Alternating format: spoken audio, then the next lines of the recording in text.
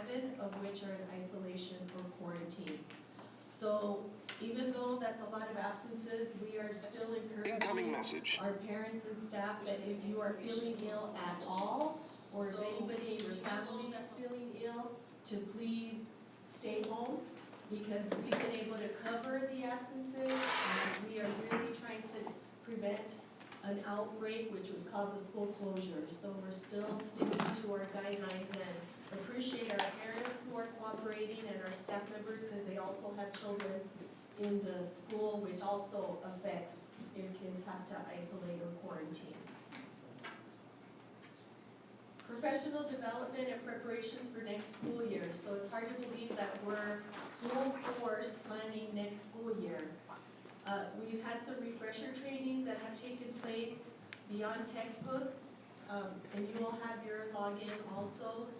We had a refresher to navigate components, and there's a new component of social emotional component with lessons to assist teachers and students, so we're pleased to see that because that's something new that BT added this year in order to support our students.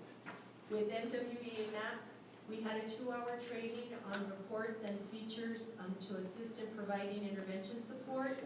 We will have 2 more hours of NWEA MAP training at the end of the month, and Mrs. Cuevas will allude more to the data during her principal's report.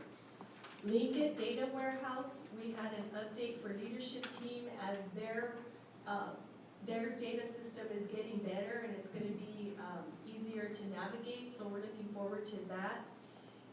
Once we get the MAP assessment uploaded, we'll be able to really look at 3, 4, 5-year trends per student by a click of a button. So we're super excited for that feature as well. Mrs. Sabo and I attended the Exceptional Student Services Department conference through ADE, Virtual Practitioners of Unique Populations. So we're talking about ELL learners and special ed learners and building equity for all special populations. They focused on, the presenter spoke on what shapes and reshapes teacher agency, really looking at the importance of giving teachers feedback, learning and growing in a supportive environment, which, that is our goal. We want to foster asking questions, collaboration. Don't hesitate if you need anything, we're here to support. And they spent a lot of time speaking of the power of small wins.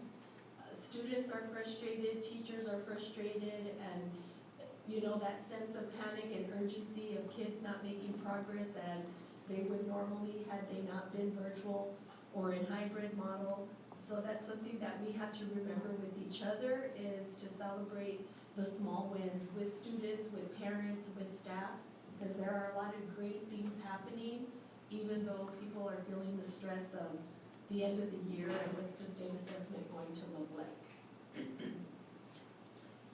I attended a superintendent leadership forum from Grand Canyon University, and they were really alluding to ethics and vision and mission. So the 8 principles of ethical leadership in education I thought was a good slide that I wanted to share. When you talk about personal courage, public interest ahead of self, self-control, self-discipline and integrity, task and employee-centeredness, recognizing talent, which we know we talk a lot about having the right people on the bus and putting the people in the right spots to help them succeed, requiring high ethics from everyone, sensitivity and understanding, and inclusiveness. So with that conversation, I have included copies of my core beliefs and values that I shared upon entering as a superintendent, and with our new board members, I would like for you to review that as well. I've also included board member ethics and staff ethics for you to review prior to our upcoming governing board retreat. A date to follow. And mine, yes, my core values and beliefs are on the gray stock that you have there. Okay, I'm also going to be attending the School Superintendent Association conference, virtual conference for 2 days. It's actually the 18th and the 19th, apologize. It's social emotional learning. There'll be 3 tracks, and as you know, there's huge emphasis right now on social emotional learning everywhere you read and every conference we attend. Equity in schools and digital learning. So the neat thing about this is we'll be able to have access to all the sessions through December 2021. So as I preview the sessions, Mr. Magallanes and Ms. Cuevas and Mr. Nathan will also be able to watch some with me. If not, they'll be recorded and we can benefit from that. IXL update. So you can see here where we are, and the students have mastered 13,709 skills. They're proficient in 17,000, almost 18,000, and they've practiced 25,000 plus skills. You can see the hour breakdown, 6,968 hours of school time, and you can see this year, that's school and home, you can see on the graph there. We are slightly below last year at this time, which is amazing because it really is a true testament that kids are working hard, continue to work hard at school and at home. And we get a teacher engagement report, and 55% of our teachers are fully engaged in IXL. So now our charge will be to meet with the teachers who are not fully engaged and find out how we can help them to optimize this resource as well. The IXL effect, so you can see on the bottom where research shows that answering at least 30 questions on the right-hand side per week has a measurable impact on student outcomes. If we've already met that goal, IXL challenges us to aim for 60, and you can see on the bar graph that we're well above 60 in some weeks, or 130 questions per week. So our challenge will be for March to answer 130 questions per week. So we're going to challenge our students and our teachers so that hopefully at our April board meeting, we'll be having a celebration for our rock stars who have, that we've met our goal. In preparation for next school year, staff and parent advisory are also reviewing our strategic plan and goals and action steps to develop a new strategic plan, which we will work on in collaboration with the board and our leadership team at our upcoming board retreat. Mrs. Cuevas and I will be attending a virtual job fair tomorrow from 1:30 to 3 through Handshake. So that'll be a first for me. I've never done a virtual job fair before. So I'm a little nervous, but Albert, you can't go too far away tomorrow for our career fair.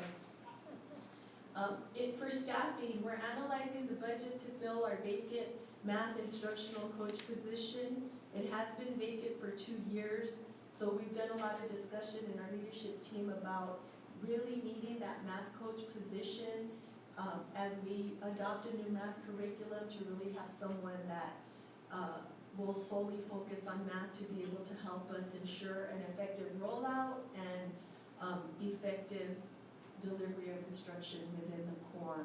So we have Mr. Schubert working out the budget numbers so we can come back with more information, but I did want to share some preliminary thoughts. We're also looking at a possible part-time special education director. As you know, our student special ed population continues to grow, and we really need additional support in helping our teachers feel competent and confident in meeting the needs of the students. And as you know, this is our 3rd year of being on school improvement due to lack of progress for our special needs students.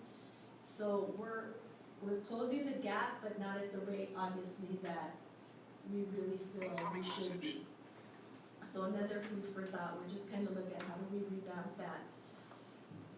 We're also reviewing our school calendar, and Mr. Magallanes is working on that to include additional staff development time for teachers and staff. Most districts have an early release day once a week. We at Continental, every Wednesday. We at Continental have 2 Wednesdays a month. In some cases, we don't have any in how we flexed our calendar.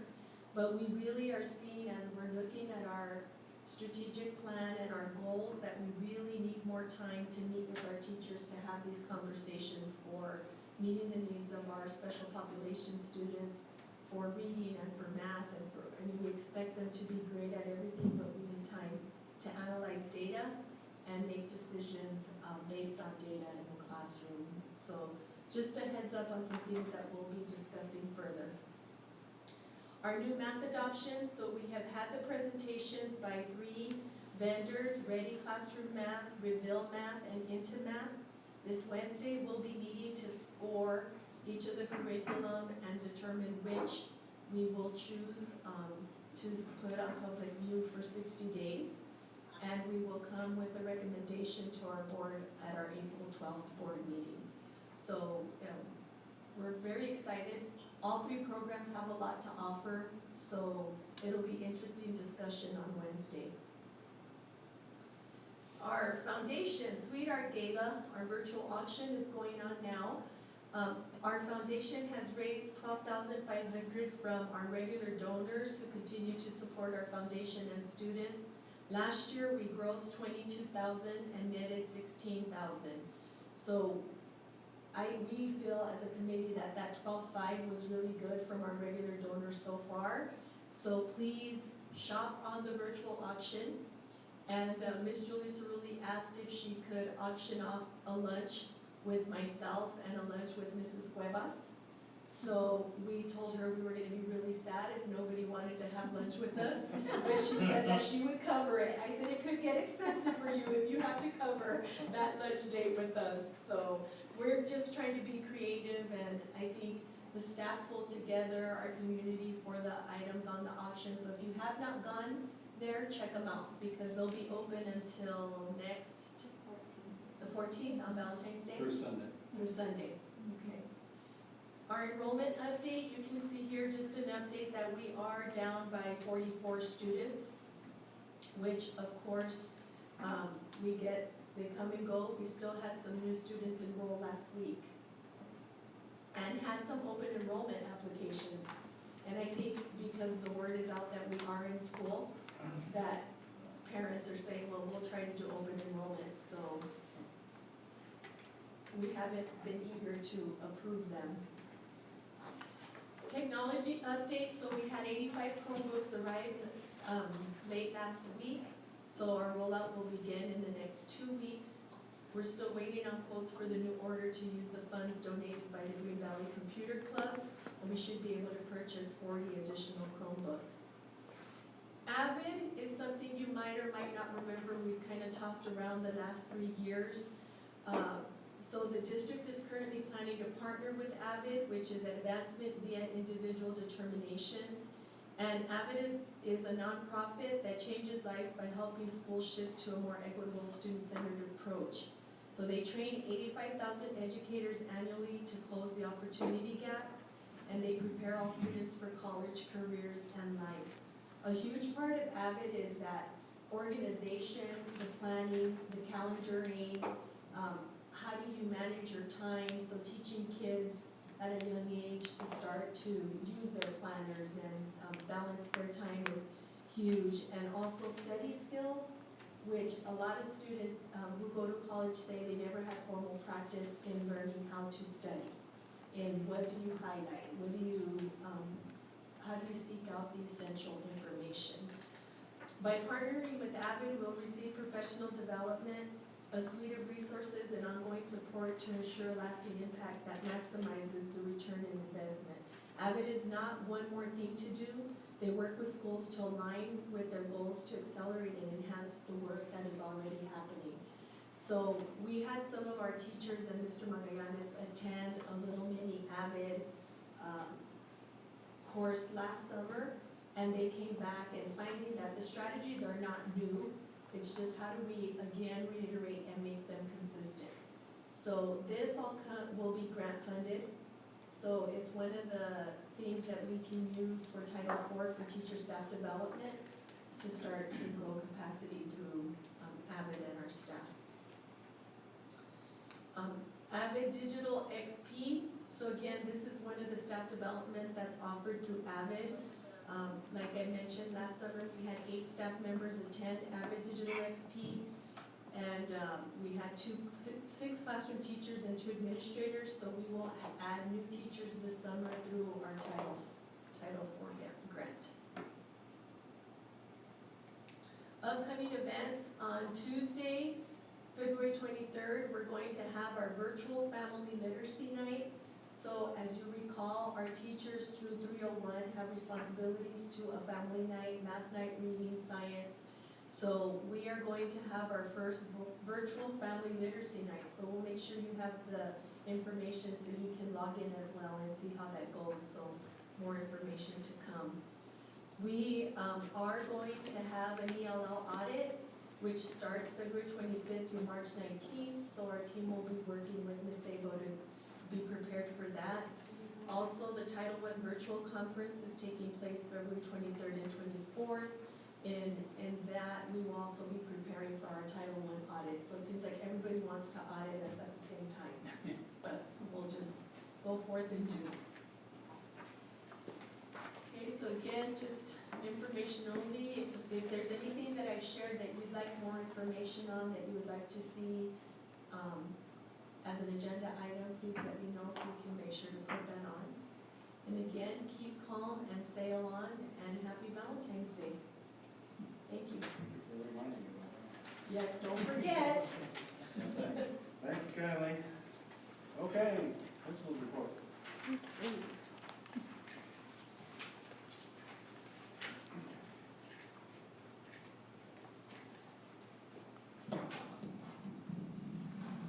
Good evening, everyone.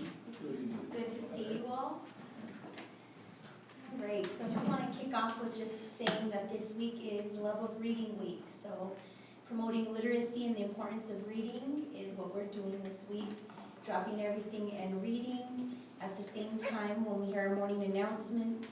And this Friday is the staff and students can dress up as their favorite book characters. So if you're interested in that and would like to come by dressed as your favorite book character, you're more than welcome to come and do that with us.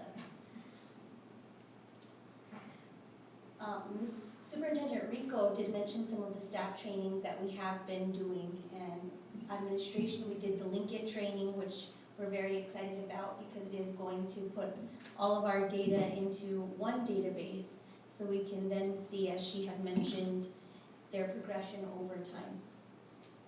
All of our staff, we did do the Beyond Textbook staff training, refresher training, and it was really good training. Our teachers really loved it. There's so many elements and things that are available at our fingertips that we're excited about, especially as we prepare and start thinking about next year and what we want to do and how we want to structure it and framework our game plan for next year. And all of the teachers and administration, we did the MAP Growth Session 1 training. That was last Wednesday, which was a really good training to go over and ask questions in regards to all of the reports that are available to us and the reports that we're sharing with our parents and families, as well as analyzing together as a staff. The second part of the training will take place from 1 to 3 p.m. on Wednesday, February 17th. And I will also provide the link for you all if you do have time and you'd like to log in and see. We're finishing up our MAP growth testing. This week we're finishing with the students that are on Calvert learning and doing some makeup. So we'll be done this Wednesday. We extended it because we wanted to try to get as many students as we could to get their growth. And when we meet on the 17th, they're going to be going over with us how we look at the progression from the fall test to the test that they just finished. So it's a really important training for all of us to see how we do go in and analyze and use all of the tools within the MAP growth system.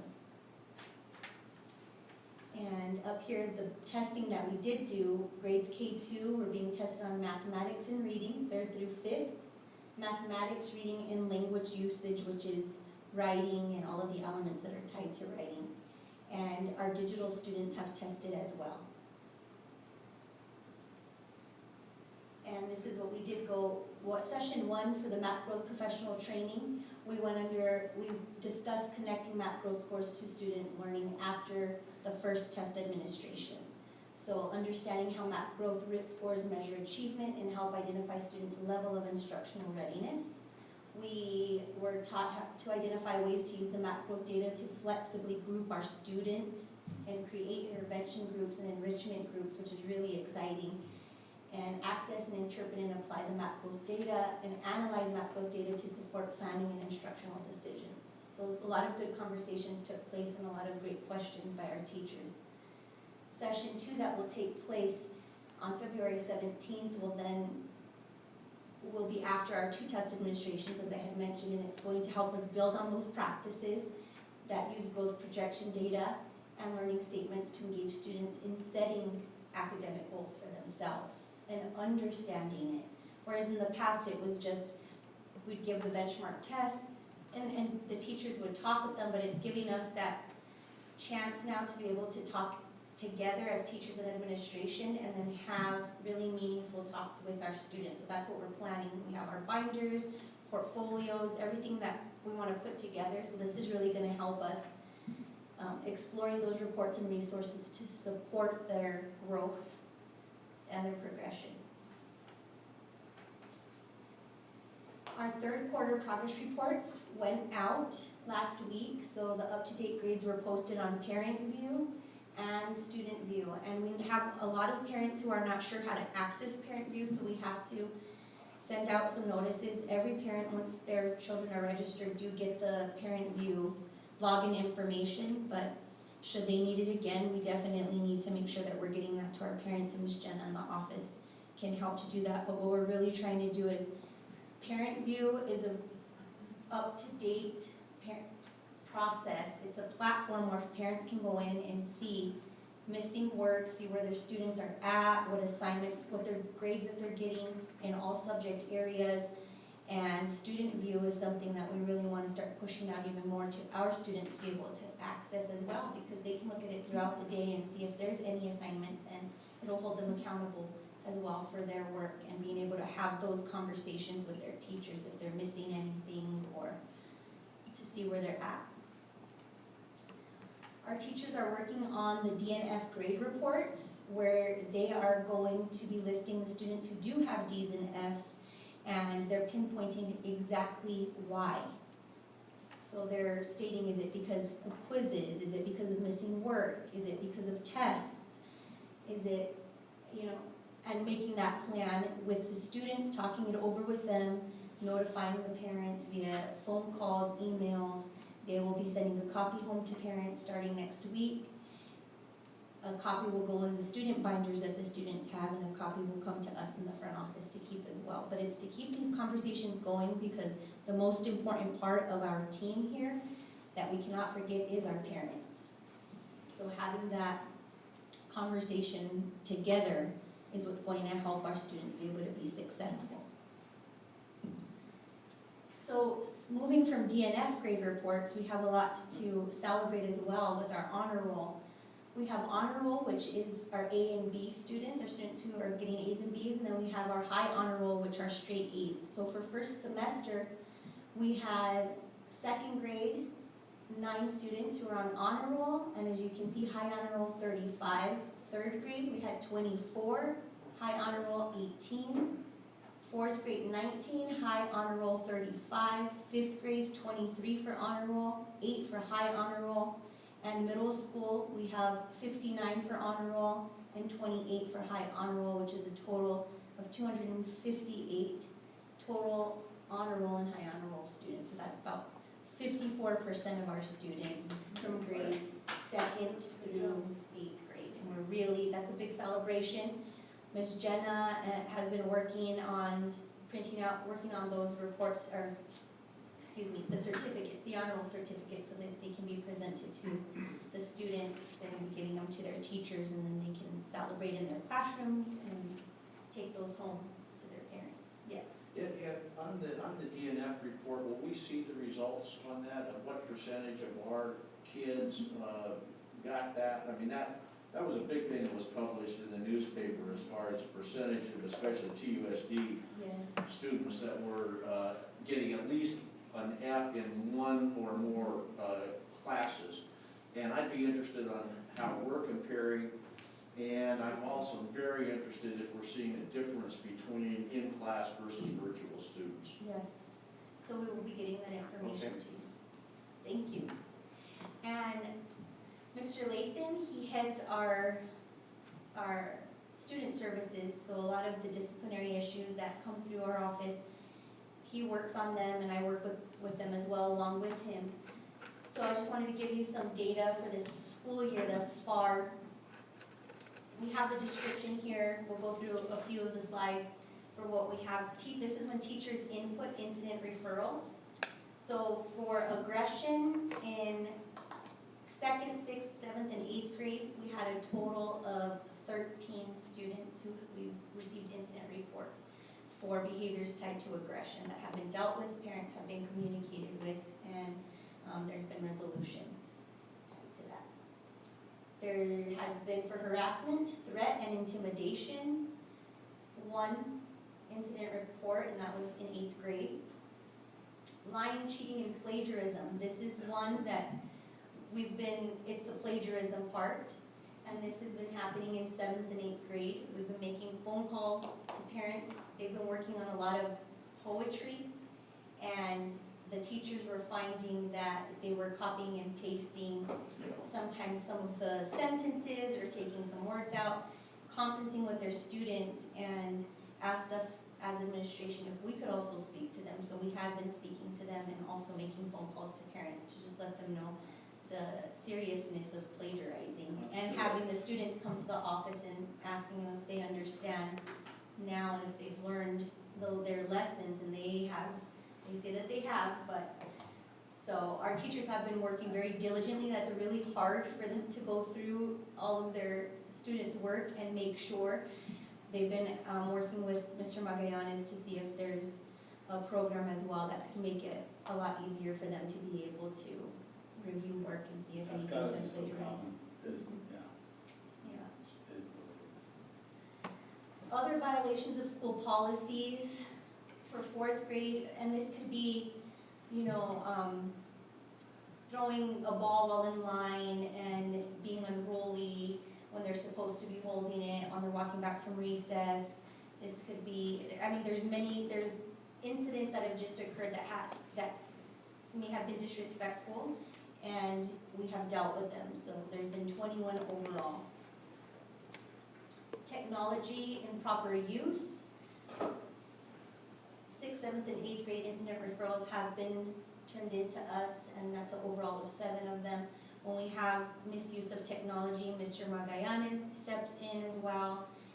The teachers have been using the program securely a lot, so it allows them to be able to see all of their student screens while they're here at school, and they can close their tabs, they can send them notes directly in that moment that they need to get to work and do what they're supposed to be doing. They can lock their screens as well, and then we come in and speak to students. So we've been working really hard on that. Just last week, we got a message very quick from one of our teachers, and we headed down to middle school to speak to one of our students about misuse of the technology and have that conversation with them right away. And they get very surprised, but they know that we're just they have to understand that if they're using our technology, they need to be using it with integrity. And the lesson needs to be learned right then and there instead of putting it off. So the Securely system is something has been very helpful for us. Theft, there was one incident that we dealt with theft. So since school has started, because a lot of these things have been since we started back in August, even virtually when we were dealing with some issues, we've had 62 incident referrals for first semester. Then moving to our 8th graders, who will be moving on soon to high school. Walden Grove usually hosts a freshman day where we take our 8th graders and they're introduced, they get to walk around the campus and they put on an assembly for them. Unfortunately, due to COVID this year, that's not going to be happening, but they are planning to have a Zoom virtual meeting for questions and answers with the school principal and having it for the students and parents, and that'll be on the 11th from 6 p.m. It's starting at 6 p.m. and they're also going to be recording it, So we're going to make sure that we send a reminder and an email. It's already posted on our social media page, but we will send an email to all of our 8th grade parents to let them know. And then course selection usually would take place here where the high school counselors would come on campus and they'd meet with the students and they would get to go over the electives and make choices as to what electives they're interested in. Again, that's going to take place via Zoom and it will be facilitated by our Continental teachers. And that'll happen at 9 a.m. on February 15th. And that's just what we've posted, what we're going to be sending out to parents. Kinder registration is going to begin in March, and parents will be able to register online and will have a choice to make appointments for in-person if they're having any issues and need our additional assistance with the online registration, and more details to come. Right now, we're modifying some of the stuff on our online registration to make it a little more user-friendly for our families. And before I lead into questions, I want to thank a lot of our very generous community members who have given so generously of their time and the things that they give to our school. It does not go unnoticed. So for the Rotary Club of Green Valley, we would like to thank them for their monetary donation for earbuds and computer mice for our students, which is a great help, and we're very thankful to them for that. We'd also like to thank Mr. David Burpee, who has donated 2 laptop computers to our school. And we'd like to thank Desert Hills Lutheran Church, the Social Concerns Committee, who's donated knitted caps for our students. And we want to thank all of them for their generous donations. We're very grateful to them. And do you have any questions? Anyone on the phone have any questions? Any On your questions? math stuff, do you anticipate that whatever program it is, that kids will get textbooks? Or am I just old school and everything's online now? That's one thing that we've been discussing with Superintendent Rico, and she's been listening to what, in the discussions, is are we going to be getting textbooks, student workbooks, and a lot of them, you know, that's one of the biggest concerns because we don't know with how things are. It's great to have the online program, but teachers are also feeling that having those student workbooks is important too. So those are the conversations that are taking. Mrs. Cuevas, not a question, but I did want to add that with the reports that we get for NWA MAP, I was printing data of some students for the special ed report that I needed, and it just so happened that I spot checked a few kids, and one of the students was one that happened to come to my office on Friday for something else, and I was like, oh, now that I have you here, let's do a quick data talk, and let's talk about this. So we've had that conversation, and just in meeting with parents today, having those reports readily available to be able to share, you know, our concerns with their academics and what they can do to help us have been very powerful. So I'm just really excited about getting that data and having it available for our parents and students because it's eye-opening for our kids as well. And discussing upcoming projects, we are trying to get into business as usual. We are going to start to allow our use of facilities to start March 1st. We do have Rotary coming in for birthday books. It's been a whole year since Rotary hasn't been able to give the students their birthday books, so we've been waiting. So we're going to set up here for primary and in the library for intermediate and have a schedule where the kids still come in a class at a time. So we're very excited about that. We are looking at Student of the Month, so hopefully we will have a little slideshow next month with our January and February Student of the Month so that you can see them here on the screen. Thank you. Thank you very much. Okay, folks, let's move on to the consent agenda. Okay, what is the consent agenda, please? On with the I'll second. consent agenda. We have a motion and a second. Any discussion on the phone? I have discussion. Discussion, yes, sir. Go But ahead. have you heard, I hate to see Mr. Nerson hand in his papers. I had a few questions on the financial report, but without Greg, I don't know whether I just need to put these in writing or. I think he's on the phone. Oh, Greg?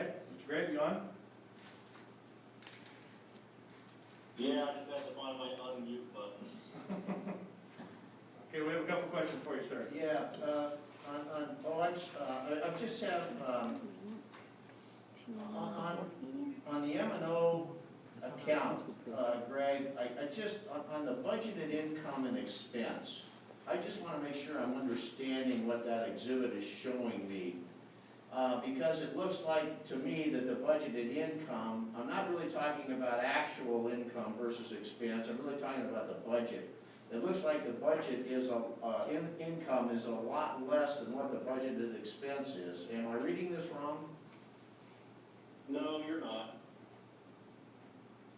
There, generally, the income portion of the budget really isn't, as far as ADE is concerned, all that important. Just as long as when we put in our budget, on the financial budget form, we put in an estimate of what we are expecting as far as revenues to meet our budgeted amount. So what you're seeing on that report is probably a reflection of, I don't know how long ago. It's really, for lack of a better term, irrelevant. Okay. What's the timing of our tuition payments to Walden Grove? They sent me an invoice this week. I talked to, the CFO from Sarita last week and asked her if she could start giving those to me quarterly versus semi-annually. Okay. And she had every intention of doing that this year, but, fell into the habit of her normally doing it semi-annually. So we're gonna try and start getting these quarterly from them. Okay, and And, go ahead. and, the invoice for that was, I wanna say, I don't have it in front of me, and I don't have anything else from that, but I wanna say it was like $976,000 and some change. Okay, last question on the financial report, the enrollment stability grant. I'm assuming these are funds that the governor has in essence promised that we're not gonna be penalized because of a loss of students or the number of students that go virtual, is that correct? Correct. The enrollment stabilization grant was from the federal government that the governor's office divvied out to districts across the state. How do we apply expenses to that money? What we did is we took, there was a formula put in place, and we could use up to $500. We could say that $500 per student was related to that per teacher. And when we actually put that amount together, it came out much less than that. So we have already spent ESSER 1 by moving teacher salary into that and freeing up M&O capacity. That answer. Now, sometime within the next month, ESSER 2 should be coming out. And what they're saying is that fund, those funds could be anywhere to 3 to 4 times what that original amount was. So we will be looking at using those funds to provide air purifiers and everything else that we can find. Because I don't think they're going to allow us to use it for teacher expenses again, since we've already done that. Okay. I've also got a couple of questions on voucher. What were the results of the chocolate fundraiser, where we've got the expense on voucher 8020? That was for us to actually buy the chocolate. We have to buy the chocolate and then. Right, I'm assuming we got some income from those sales? Yes, that's all civic fundraising. Can you let me know what we raised off of the chocolate fundraiser?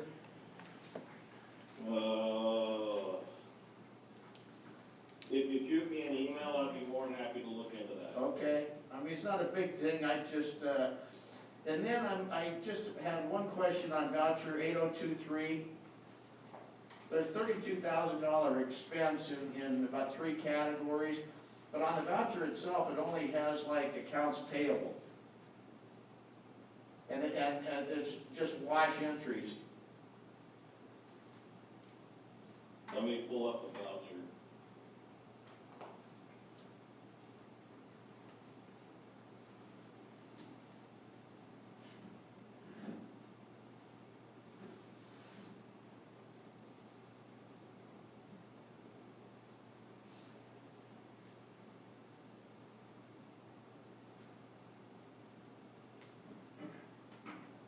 You get voucher, which voucher?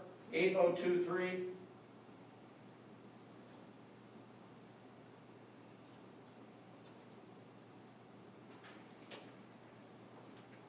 For $32,000? yeah, I don't really have a question, I just didn't understand the entries, because on all the other vouchers, there's an explanation of where the money went. On this one, it only addresses the categories. $11,000 went to EduPoint. No, I see that, but if you get, I mean, it just has accounts payable as a entry and a wash on the explanation, if you're understanding where I'm coming from. All right, I'll have to take a look and see what was submitted. Okay, I will, I'll email you on that one. All right, Okay, thank you. yep. Further questions here or online? Okay, roll call please. Mrs. Allen? Mrs. Allen, you on? Yes, I'm here. Oh, she's there. Okay, so there's a motion on the, This is on the consent agenda. Your vote, please. Yes. Yes. Mrs. Kice? Yeah. Mr. Osterling? Aye. Mr. Olery? Yes. And Mr. McKibben? Yes, thank you kindly, motion passes. No. We are on to new business. Okay, we have some conflict of interest forms. We have those with us now, we can fill those out. And anyone online, appreciate if you could stop by and get these filled out in short order. We do this every year. We got yours already. Thank you. You have one? Send one out to you. There you go. Right, no. At the end of the meeting, if you would, please. Yep. Thank you. Okay.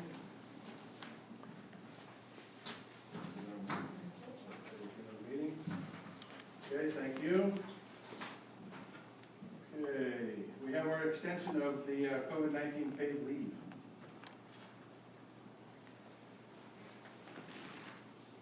Okay, so recommendation approval of voluntary extension of the COVID-19 paid leave. Federal requirement for expanded COVID-19 related leave and pay benefits under the Families First Corona Response Act expired in December 31st, and they are extending until March 31st.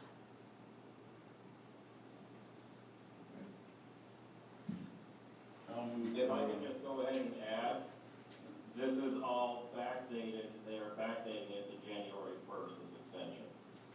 Okay, so there's continuity there then, is that what you're saying? Yes. Okay. And it goes through when? March 31. I'll entertain a motion, please.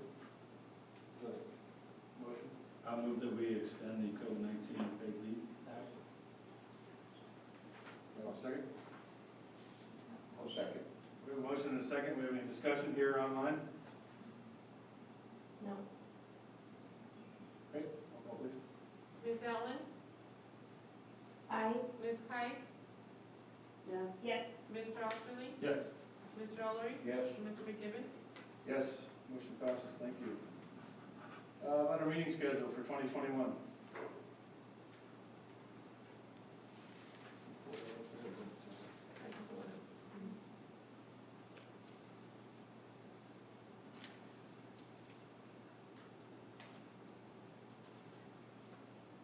So they mirror our meetings this year. Second Tuesday of the month. every Unless you'd like to change something, we can do that. Second Tuesday now? Is that Right, second Monday. Monday? I'm sorry, Monday, I apologize. On Tuesday. I'm paying attention, see? Sorry, Mr. Monday, Ashley. second Monday of the month. Do you wanna keep it at 6 or 5:30, or do we think that's still a great time? At this point, some people had heartburn at 5:30, they couldn't make it after work, right? And hopefully we'll have some more in-person folks coming You in. never know. I'm good with it. Any other comments or concerns on the dates, school board dates for the remainder of the year? Go ahead into next year as well. Anybody online have any comments? Okay. Seeing that, I'll entertain a motion to approve those dates. I so move. Second? We have a motion and a second. Any discussion? Go. Mrs. Allen? Yes. Mrs. Price? Yes. Mr. Osterly? Yes. Mr. O'Leary? Yes. And Mr. McKibben? Yes, thank you, motion passes. Hard to believe that we're headed towards 2022. Board of school events, what do we have here? So as we alluded in our reports, busy month of February. ASBA Bolts training is February 12th, and Mr. Olery, Ms. Allen, Monica, and I will be attending the virtual Bolts training. Other than that, Board retreat is listed as February 22nd, but I believe we might be changing that date. Still up in the air at this point, I suppose. Okay. All right, thank you. Governing board, information, discussion. Mr. Oster, take it away. I thought I saw something about the schedule for next year, or is that something we need to put on the schedule? not yet, it'll be at our next board meeting, so I did mention it in my In your report. thing, okay, so that's we'll where, Make it a formal agenda item next board meeting. no, I got one of those, the reports, from the map, is that right? And it is very interesting, as it shows the, where they're at compared to cohorts and the state, and the part that I was really interested in was the improvement. Then it also shows, I guess, the software is smart enough to show how much they're guessing. So, my child on one of them was a little higher, but the other ones were pretty good. So I'm really interested to see the final one at the end of the year. And it's been such a crazy year. And I do commend you guys and support what we're doing here. And the community members that I talk to out there, a lot of them are just like in awe. Very few think we're crazy, but they don't understand, because once I explain, they're like, oh, okay. So that's pretty much where I'm coming from, so, we support you, and anything you need, let us know. Thank you. Floor, sir. Yeah, I'm looking forward to the Bolts training again. I think it'll be worthwhile. Just to emphasize again what Mr. Osterly just said, again, kudos to our staff and teachers for keeping this school open. It's incredibly important. And I think actually some of our politicians at the state and the national level are also beginning to recognize that the kids need to be in class. And so congratulations to Continental. I proudly talk about Continental. When people say, we don't think we can open, I tell them, call Continental. Ms. Geis, we have the floor. Well, again, my congratulations to the exceptional job that we've done. It's all based on the foundation of having put together an excellent continuity of operations plan that was well-founded and has played well for the school. It is important for not only Superintendent Rico and her staff, but also for the board to recognize that Continental Elementary School District is talked about in the political circles as the school that can. and the schools that did. So I think it's really important to know that we have set an example. And so congratulations to all of you for the fine job you've done. Thank you. Thank you. Ellen? I had an opportunity a few days ago to speak with a group in Green Valley, Action Alliance of Green Valley. It's a group of retired folks. They started a focus group in education, and they have reached out to me to find ways that they can help our school and be involved. And of course, it's not just too much that they can do right now since they can't be on campus, but I did suggest maybe sharing with them our teachers' wish list during the Scholastic Book Fair, and they loved that idea. They would be happy to purchase those wish list items for our teachers in our classrooms, and any other ways that they can help us and support our teachers right now and our students. So I'd be happy to speak with them again if anyone has any other ideas. But yeah, just echoing everyone else's comments, we are definitely paying attention. I think we are a part of our community. Even in the sleepy retired areas in Green Valley, they're very, very proud of what we're doing here. Thank you. I think it's been said, but I'm very, very proud of each and every one of you. It's what an interesting year it's been so far. I mean, that's not the best way to describe it. And you guys have stepped up to the plate. Very, very proud of you. And keep pushing forward and slowly and cautiously, and we're going to get it done. And it's because of all of your efforts. So thank you very, very much. It's very much appreciated. And one thing I wanted to say is that just about every time I walk into this building, I hear of something new that someone in Green Valley has offered in some way to help Cottonwood School. And I cannot tell you how appreciative we are of such a great community. Whether it's time or materials or technology or whatever it may be, we have an amazing community and we're very, very grateful for your help. So I just want to say thank you, and it's very much appreciated, and we will continue to do the best we can. And we will move forward and have a successful year. And I think by the time May rolls around, we're all going to look back and say, you know what, it was worth it, because the rest of the state is going to be spinning their tires, so to speak, and we accomplished something. So good job. Thank you. Thank you. If you can please check your calendars for Friday, March 5th, for a possible retreat date.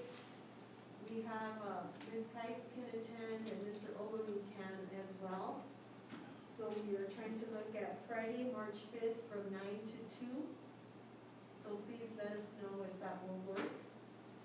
And we will continue to work on our agenda and getting the information out. But we really are going to work hard on our strategic plan for our 2 to 3 year strategic plan as we look at our action items and goals that we had in the past. Okay. Anything else? Anything? We have some documents to sign. Yes, sir. Okay, we will recess for short review. Thank you. Sign our documents.